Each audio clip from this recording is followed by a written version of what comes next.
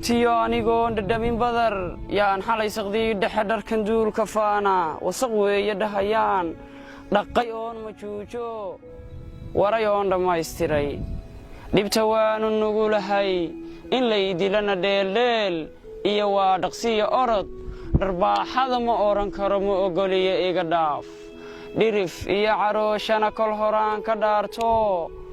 haddaan dhiidhi oran laa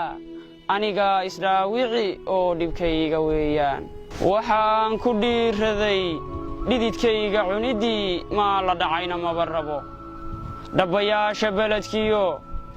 dhabbayaasha beledkiyo dhinacyada derbiyadan hoydhaba ku leeyahay dhaxantiyo qabowga dusha iiga dhacayo caw aan dhigtana ma leh dhar aan soo xirtana ma leh inaan nolol dhistiyo farax dhayel baanu haystaa kolkaan dhaashi kobahana sidaan ahay dhul camal buu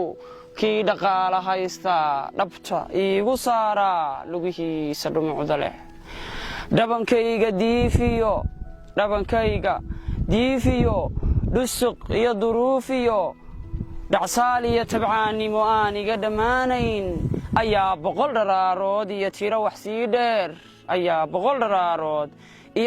sii dheer ka muuqdo i dhalan rogay dheehaygii wuu lumay uma dhalanin midabkaa iga dheehanaysaan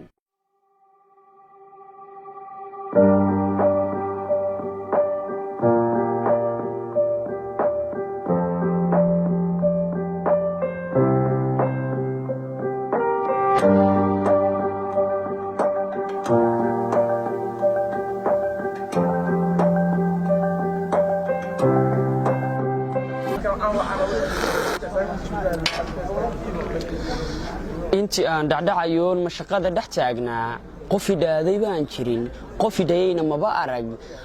ima dhugan qaraabadu idheereeyo duulkii dhiiggu uuna simay iyo bulshadaan dhex joogay dharaariya adduunka harka labadii dhinacahe dhiilkii shalay marnaabaa rabbi ii dhiteeyo riyaa ii dhabowdo dhargay maanta dibadeed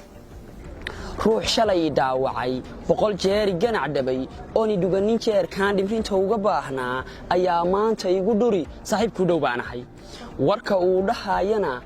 warka uu dhahaayana biyo kama dhibcaan iyo dhab xaqiiq ah maahee ninka dhuuni baa hagi oo waa dhadhamaraac dharaartuu